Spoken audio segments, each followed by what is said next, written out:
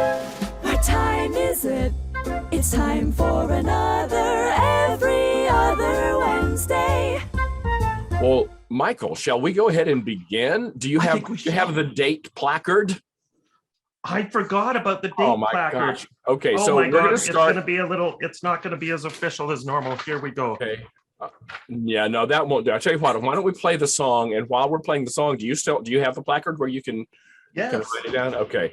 So, and we're going to welcome our guests, Stephanie Jordan.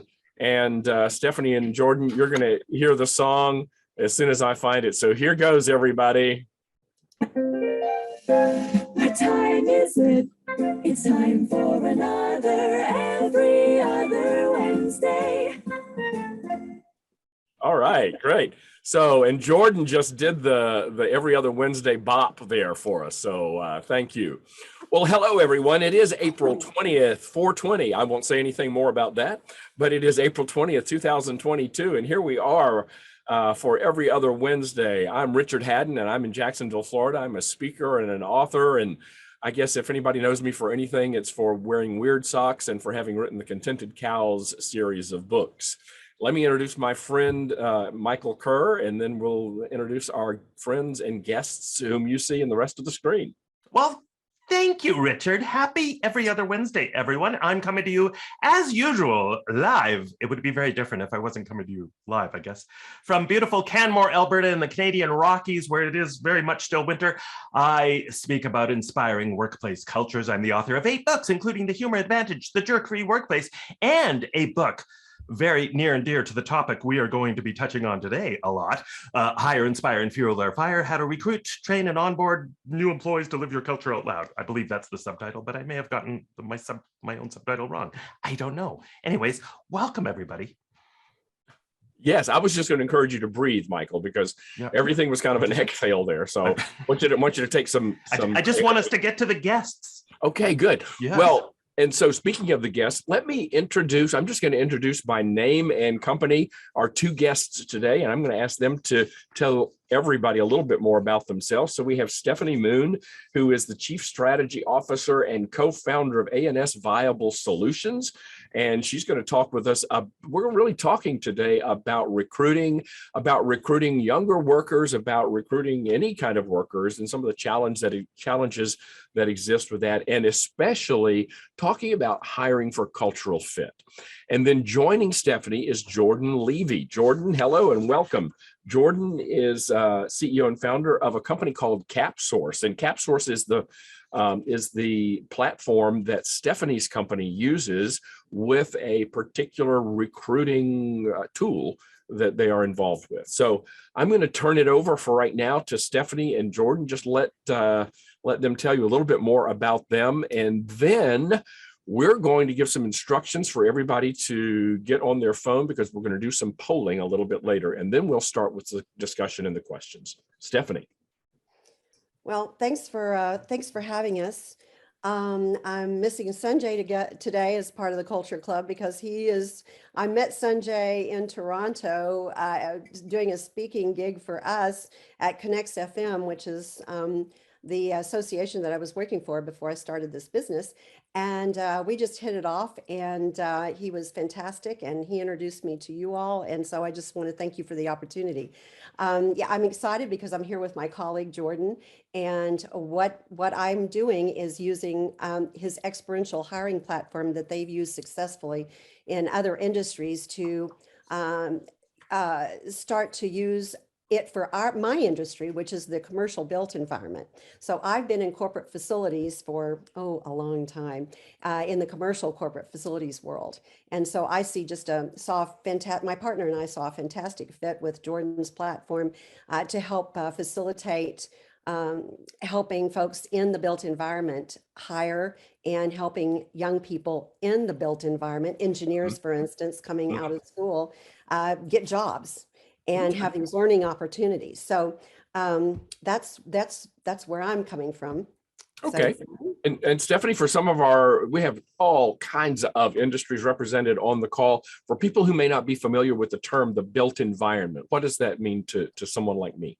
So that would be architecture, engineering, construction, and my biggest passion is the skilled labor. Okay. The skilled. I know we all know there's a huge skilled labor gap. We had a horrible. And by the way, I'm coming to you from Dallas, which is covered in yellow pollen.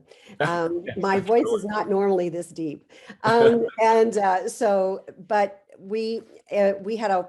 You may have heard about it. We were in the news last winter, not this past winter, but the winter before, with a really bad freeze that we weren't prepared for, like you Yeah. folks in Canada and up north.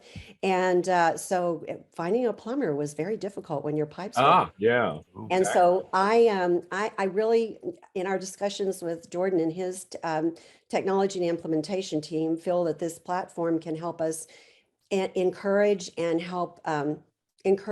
find people to get more involved in the skill labor because Okay.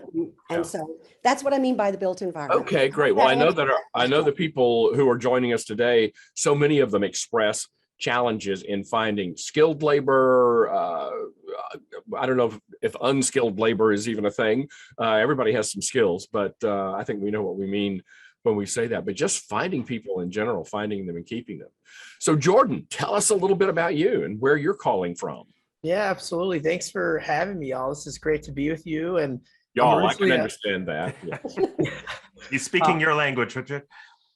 Yeah, I'm originally a Northeasterner, but I just moved down to Tucson, Arizona, where it's sunny 350 days a year and feels always like spring. I think some of our Californian friends can sympathize with that feeling. And, I'm working on an organization called Capsource. We've been around now a little over 5 years. And we actually, I love that Stephanie used the word experiential hiring. It's something that we're, truly trying to champion as not only a process, but a tool that others can customize and use. And it's really all anchored from the standpoint of experiential learning, which is actually a set of products and features that's also embedded into our platform that we use to attract over 150 universities to start working with us and trying to train their students in a way that makes sure that they're prepared for the workplace. And so what we've kind of discovered is that there's a real need to kind of also train companies to start thinking about recruiting differently by making that process more educational and more engaging and full of meaningful assessment that not only ensures that talent that's moving through learns about your industry, organization, and job role that they're applying for, but can prove that they're actually an effective fit for that role and can ultimately transition into that role with a little bit more knowledge and experience, as opposed to the more traditional way of recruiting, which is front loaded with all these interviews that don't really indicate if someone is actually a good culture fit or fit for the role itself. So that's what we're trying to do. It's called flipped hiring or experiential hiring, depending on what perspective. Flipped hiring or experiential hiring. Okay. Yeah. Great. So go ahead. Well, I was going to say someone, Connie in the chat has said, would you spell the software, Jordan? So can you give us a spelling on the platform that you mentioned? Yeah, so it's Capsource, CAPSOURCE.io. And I'm going to put that in the chat. Capsource.io. Yeah, capsource.io. Is that correct, Jordan? Yeah. So Okay.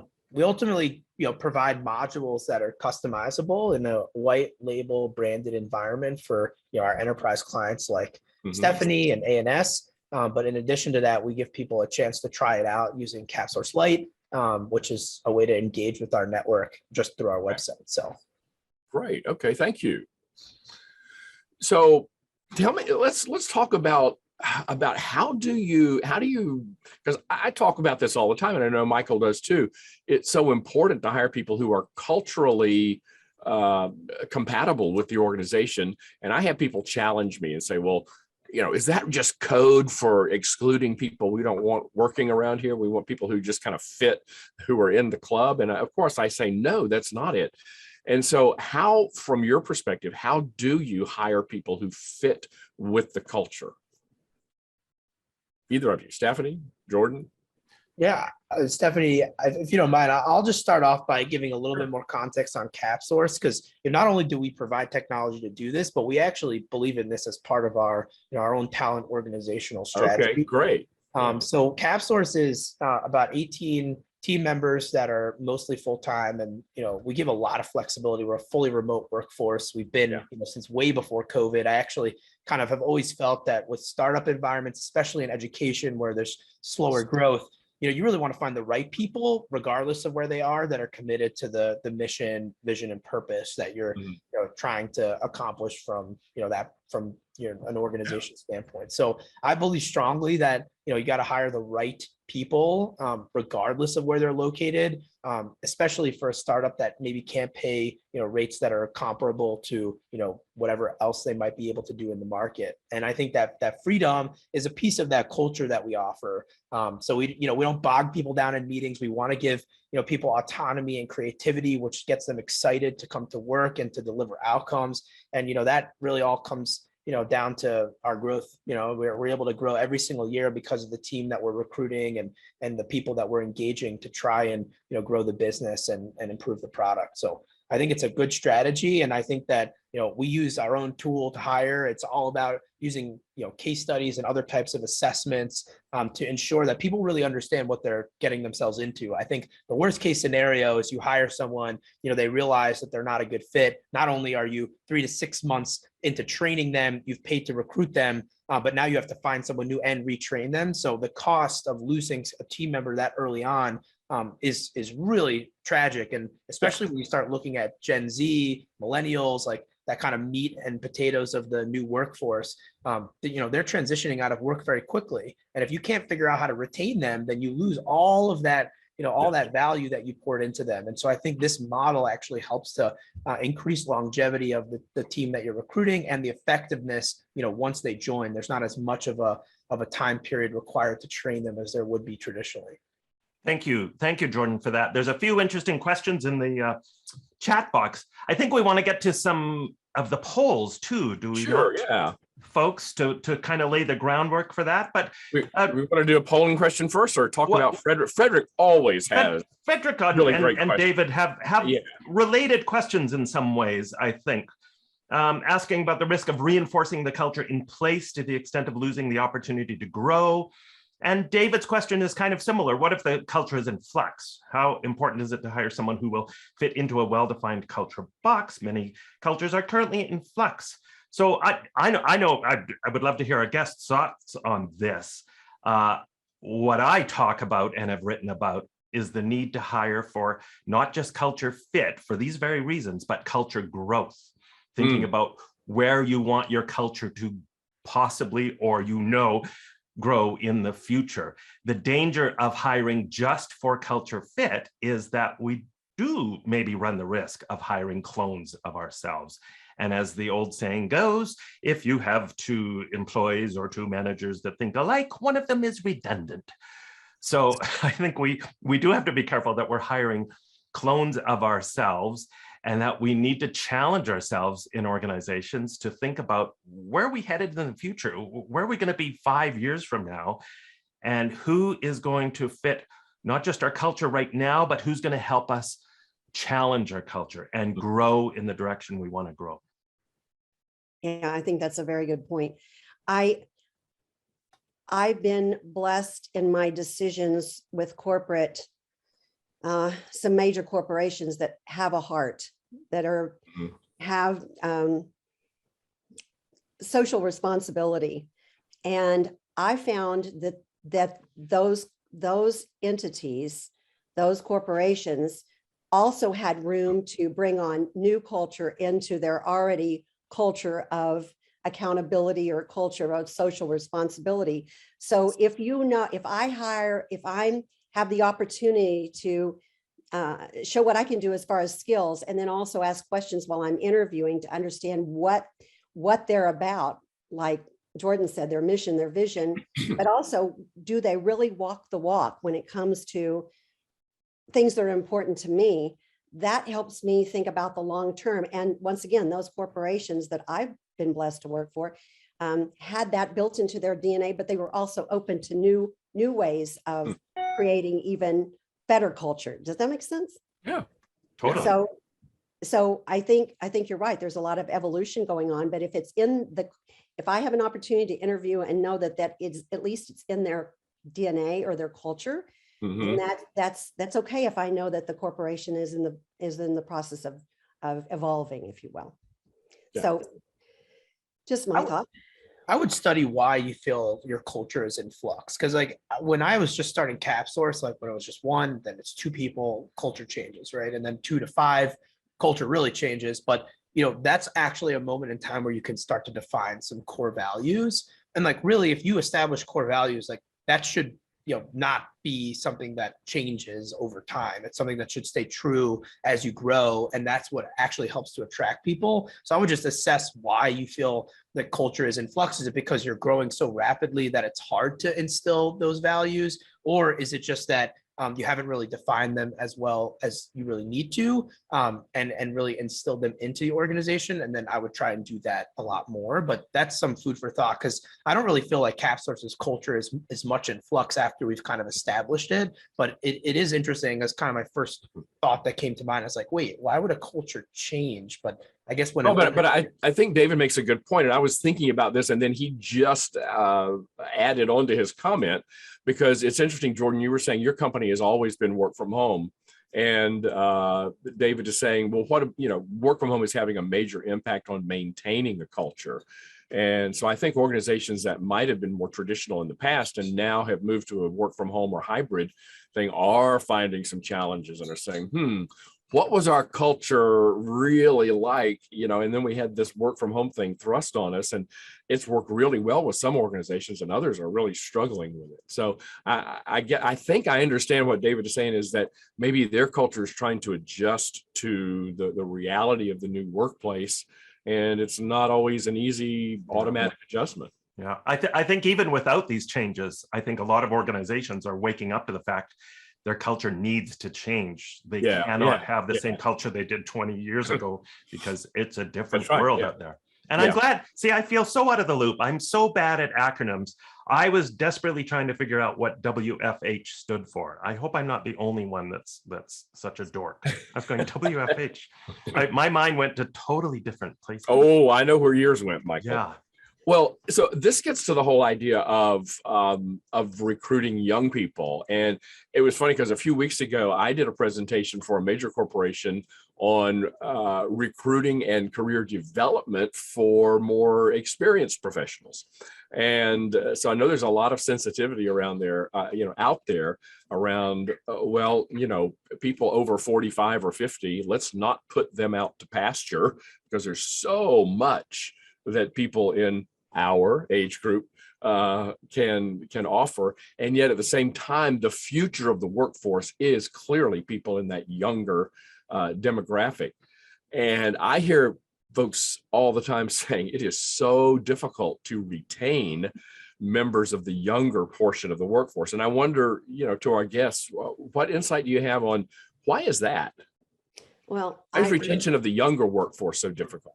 I don't know that it's really for younger or older. I think it's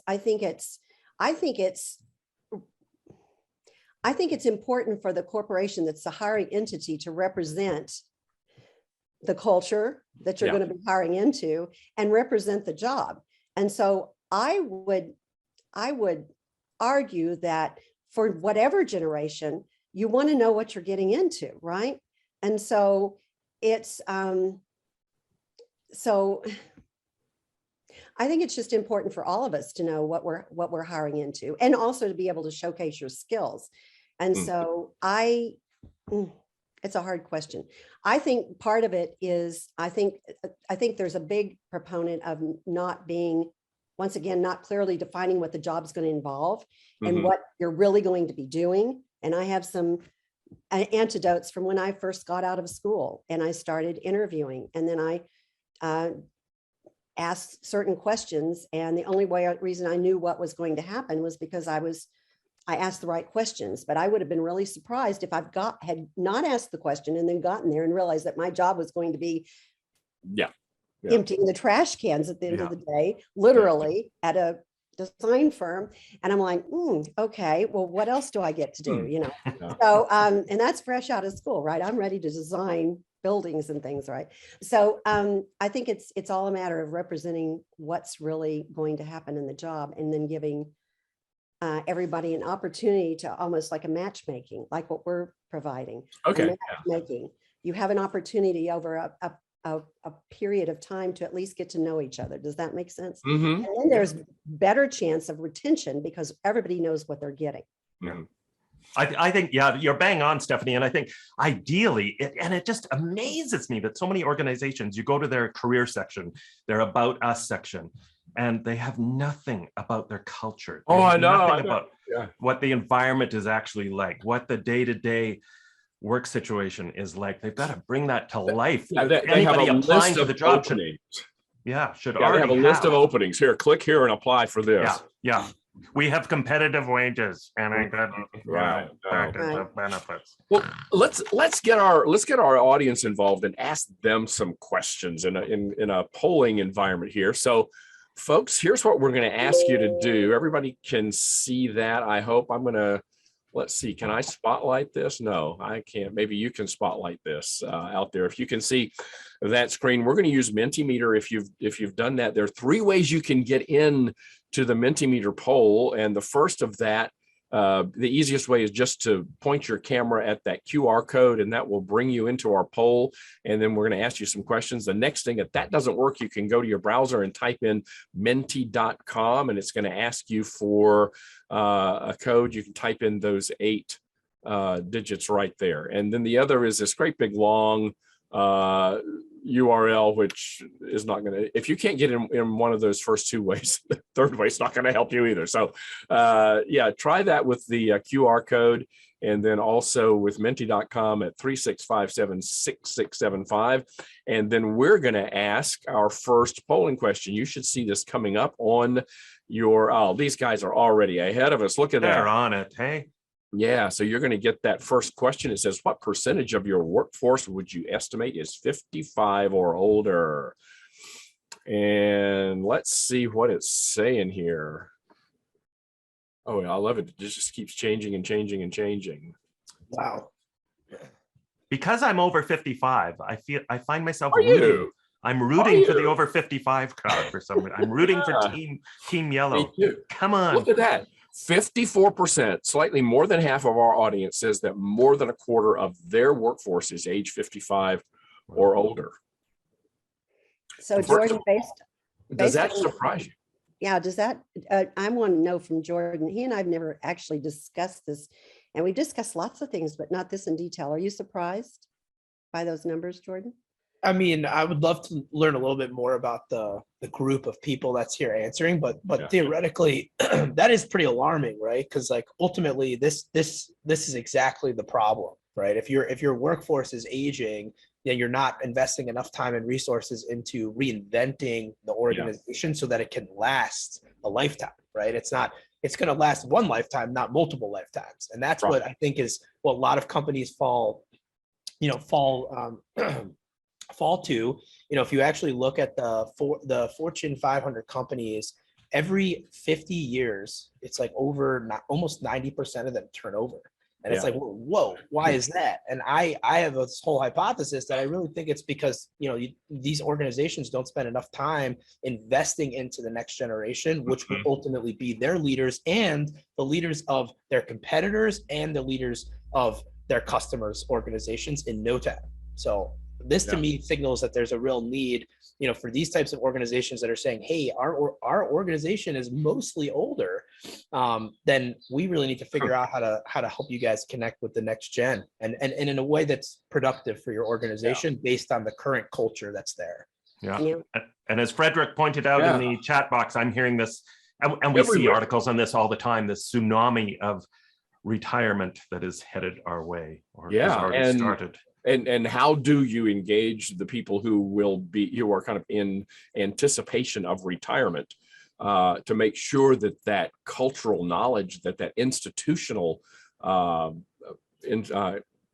perspective is preserved, but not kept the same, but used to build on so that the organization can continue to grow. Yeah, I think sustainable is the key word. Yeah. Right? Hey, can we fire through some more of the let's look at the next question here, folks. And this should change on your device. If it doesn't, you'll get a little blue button. You can hit that and then it'll do it. So let's do a quiz here. How many boomers will be exiting the U.S. workforce in 2022? Let's take my face off there because we don't need to see that. Now, Jordan knows the answer to this one. Okay, so there is a right answer on this one. Let's see. How many boomers will be exiting the U.S. workforce in 2022? Right now, the top vote getter is more than 5 million. And this is the U.S. workforce, right? Mhm. We're talking about, okay, good, yeah. Projected. And I suspect that probably in ratio terms and proportional terms, it's very similar for Canada and for the other Yeah, countries. we just that are measure it in metric. represented. Yeah, okay, that's right. So we have to do a little conversion. All right, yeah. Okay, so clearly most of the folks are going with more than 5 million. Jordan, do these people win a prize? No, unfortunately, it's 3.5 million. Oh, 3.5. Okay. Yeah. So it's about 300,000 boomers will retire each month in 2022. Oh, and wow. the thing that gets scary is if you start thinking about that as a 3 to 5 year, yeah. like within a 12-month horizon, that doesn't seem so alarming. But within essentially 5 years, if you're a all gonna be workforce gone. that has 55 and older, as a majority, then effectively you're going to be churning a lot of team members and not really able to backfill them effectively. I think that's a really big challenge for talent organizations these days. Well, then let's look at the next question, because now you're talking about bringing in entry-level jobs, and so you have people who have years and years and years of experience who are leaving, and now you're trying to replace them with people who have entry-level an entry-level position. I'm not sure how that's going to work. So the question is, what percentage of entry-level jobs require at least 3 years of work experience? And we're getting, and as Stephen says, that's a lot of intellectual property out the door. Mm-hmm. So we're getting, we have almost a tie between 20% and 60%. There's a late breaking shift there. 40% is coming on strong. Like watching the horse races. I know it. I love it. Yeah. Thank you for your participation, everyone. Well, the right answer has prevailed, because it's actually astonishing, but 60%, this is an Indeed study, 60% of entry-level jobs require 3 years of work experience. And so this kind of calls into question, how is that even possible that students can even be prepared for these jobs if they're not even qualified because they don't have the experience and they're entering the workforce? And so, one school of thought, this is our school of thought, is that the schools need to essentially graduate students with 3 years equivalent of work experience through a variety of job-like opportunities. So that raises a question for me, Jordan, and that is, the question that we have here says, what percentage require at least 3 years of work experience? And one of the things I'm saying to clients and groups all the time is, we need to be clear about the difference between a requirement and a wish, a requirement and a preference. Do these jobs really require 3 years of experience, or is that what we're used to and we'd really like to have that? I just don't know that in today's environment we have the luxury of saying, okay, we want to bring people in and we don't want to have any problem with recruiting and retention, but we want people who have this, and that. And I find so many people are recruiting a human being that does not exist. I saw a help wanted ad. I think this was more of a poorly written ad. I think they probably didn't mean it this way, but it did make me laugh. It said they were looking for help. Minimum 18 years old, you had to be to apply, with 20 years of experience. Yeah. So this begs the question too of, we're talking about reworking the culture, but what about reworking the job requirement, the applications from the HR standpoint? Isn't it time to quit no offense, but sometimes it's easier to rubber stamp things, but shouldn't we get more creative in the way we request the type of person that we're looking for, and get innovative from the job application standpoint, instead of just saying 5 years experience, must have an MBA or whatever? Shouldn't we be more creative? Love that. And on that note of experience specifically, I know a lot of organizations that purposely do not want to hire people who have previous experience in the fields they are hiring. And the reason being that They don't want people who have bad habits that they picked up from their competitors. They want a fresh start. They want people with a brand new, fresh perspective that they can train and not bring bad habits from their previous work. So which maybe is that's in interesting. the application. Yeah. We want your ideas. Do you have, I mean, even, why don't we ask, I've always wondered, because I'm high on the strength finders and strategic. That's my number one driver. And followed by activator, which is next. So, oh, there's an idea. Let's go. All the stuff in between is someone else, right? But I mean, why aren't we asking things like that? We're looking for a strategic person. We're looking for an ideas person. We're looking for a tactical person. Just throwing it out there. Yeah. Get a little bit clearer about what we're asking for in the application. And measuring what really matters, right? Measuring what's important. Assessing what's important. Yeah. So I've been presenting to an engineering school at UNT, University of North Texas. I've presented them twice, talking about what they're going to do. These are graduating senior engineers.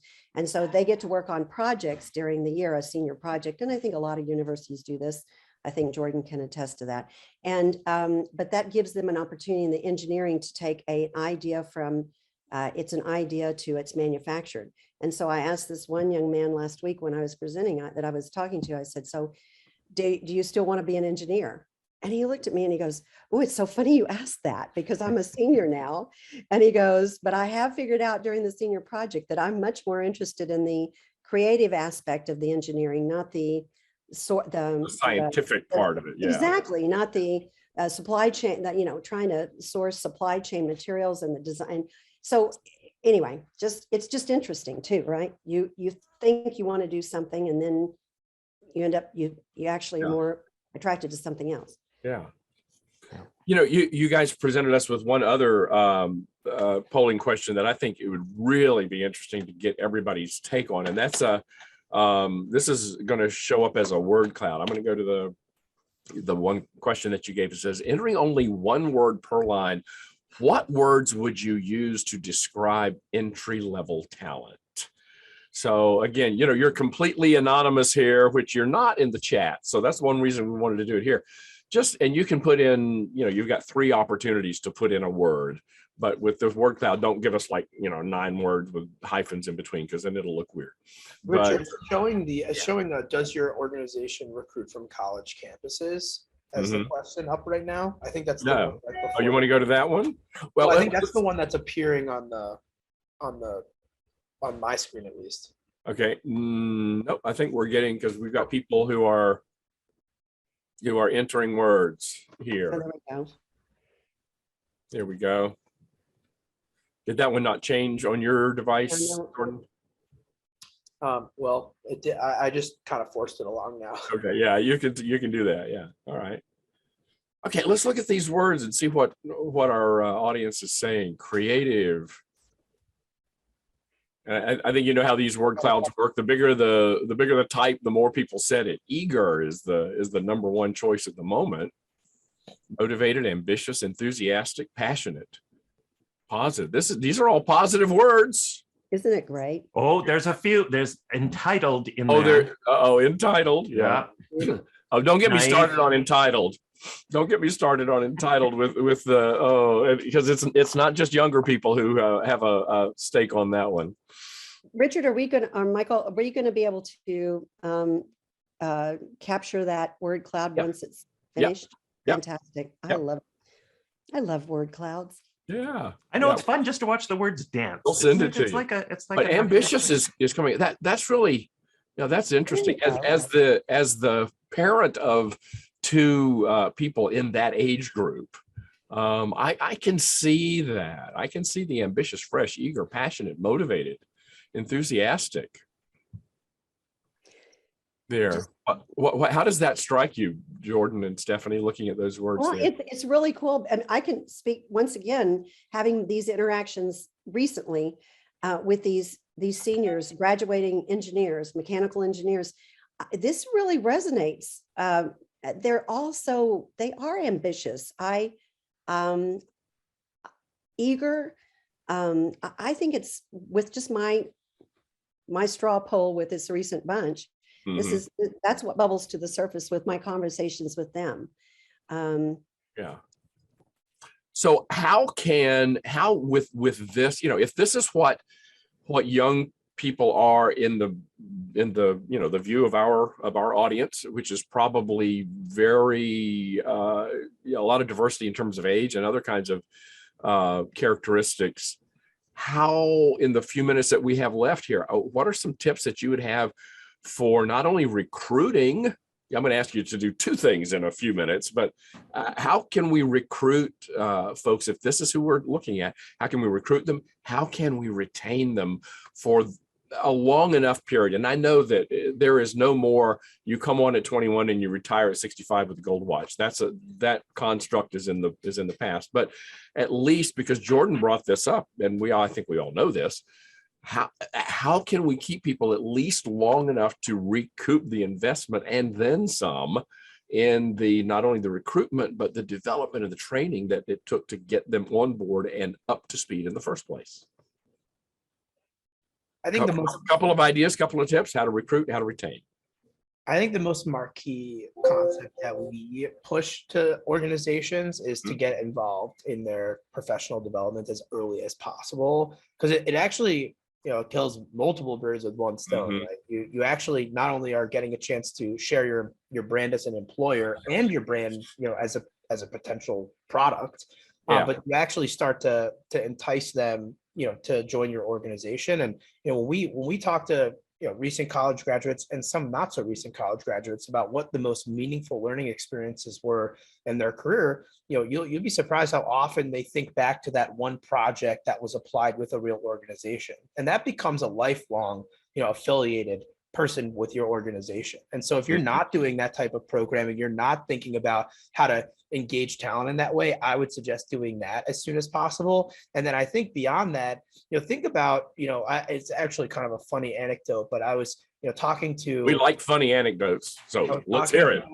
My brother-in-law's new girlfriend, and she mentioned that her parents met and got married after 3 months, and my in-laws got married and after they met each other after 4 months. And it's now you look at the way that dating apps function, right? The switching costs of switching your girlfriend or boyfriend, and the same thing as switching a career, right? It's like, oh, I could just get on an app and find new jobs and move, right? If I'm not happy. And I think it's really a constant process of creating an engaging environment, checking to see how your team members are doing, empowering managers, to do that type of culture building, but also like leadership development within teams, which ultimately helps to retain employees once you get them there. And they're slightly related to each other, because if you set the tone from the very beginning, hey, we do talent acquisition as an educational, fun, interesting process, then imagine how much fun it is to work here. And I think that's what really sets the tone for organizations that are doing well by their talent through and through. So I'm sorry. Go ahead, Stephanie. Go ahead. Just to add on to that. And then once adding on to what Jordan's saying, the onboarding process, taking the time once someone, and I don't care what age you are, taking the time that once you're in the organization, after you've had this good experience, to continue that with, as Jordan said, leadership opportunities, help them chart a path and a career in your organization. So they know there's something to strive for, and there's going to be better things down the line. But that onboarding process, that first 6 months, because what is it? I think it was Sherm that says that these days an employee isn't really productive for like 5 to 8 months, depending on what the job is or whatever. So that first 6 months of that onboarding is also super, super important. And having a proper organized onboarding process. And I'm glad you're mentioning that length of time, as opposed to what so many companies are still, our onboarding, it's 9 o'clock to 10:30. Yeah, exactly. That's right. And it consists of filling out every form imaginable. Yes. You know what your insurance is, and there's the restroom. Now here's the project. Yeah, exactly. Oh my I'm God. so glad you're on board. Welcome. And on that note, and back to Jordan's note too, getting employees engaged right away is so critical. And if you want to kill 2 birds or maybe even more, we shouldn't be killing birds. There's been an awful lot of dead birds in this conversation. No dead birds. If you want to accomplish 2 goals in the same, there you go. Catch 2 rabbits at the same time. Why would we catch rabbit? I don't know. One thing I'm a fan of is getting your newer employees involved in your onboarding process. They've gone through it recently. Yeah. They've got ideas. They just experienced it. If you want them to be engaged in your company and part of the process, then get them involved in the process right away. And it makes them feel good and gives them a chance to step up as leaders and all sorts of great benefits.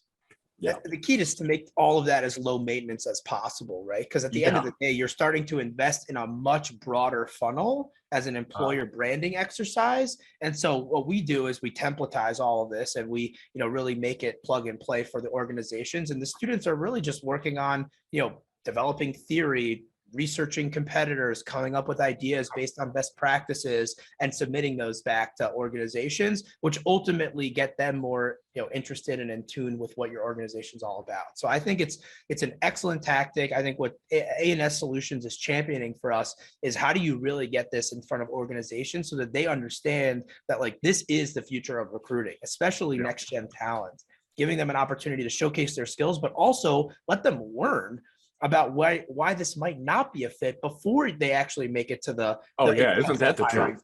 Yeah. It's all about save everybody an awful lot of pain and trouble.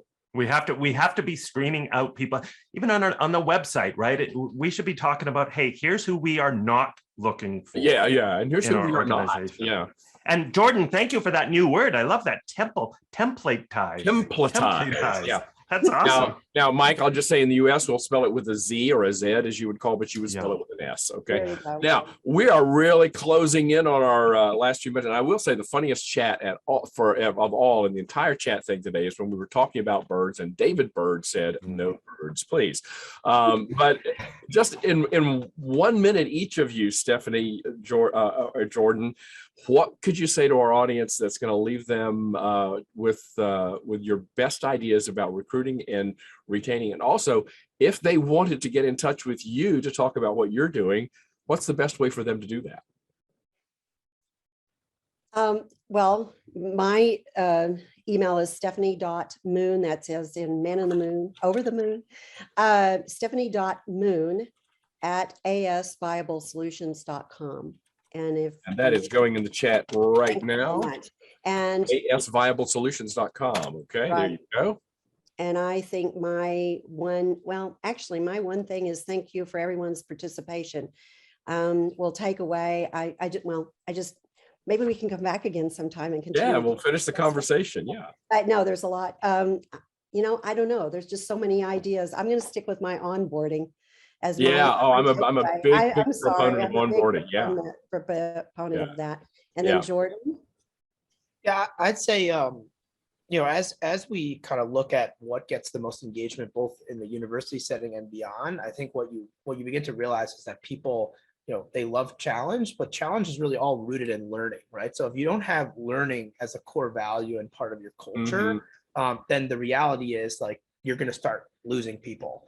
And so I think one thing that really is profound. If you don't have learning as a core value, you're going to lose people. Yeah, and I just kind of end with this is that learning is actually a byproduct of good teaching, right? But teachers are not just teachers; they're also supposed to be learners. And so if you really can, I call it the learning lifestyle, but essentially you should always be leaning towards teaching others and then letting other people teach you. And so it's kind of flexing between both. And I think that's what creates the most engaging learning environment, healthy dialogues in the workplace, being able to kind of sit and be able to say, hey, even though this is my senior, I can actually teach them something and they can teach me something. And we can both be learning from each other. And if you can create that culture within your organization, you're bound to have much more engagement, better outcomes, and ultimately more retention and success overall. I think I saw in the chat the word communication was mentioned several times, and all of this is communicating and talking and growing together, right? It's all communication. Yeah. Absolutely. And it's Yeah. so, oh, wow. Thank you so Well, much, Ty. there it is. It's gone. The 45 is up It on the goes so clock. fast. Thank you to both of you, Jordan and Stephanie, for being here. Thank you. And also thank you to everybody who is in the audience. Thank you for your comments, for your questions, for participating in the polls. We're going to be back on May the 3rd with another rollicking episode of Every Other Wednesday. And in the meantime, we hope that everybody will be safe and happy and fun and recruit and retain lots of good people. Michael? Thank you Nice so summary, much. Richard. Thank you. Thanks, everybody. Thanks. Hey, Have a thank good you, one. Jordan. Thank you, Stephanie. Thank you, everybody. We'll see you every other Wednesday. Bye.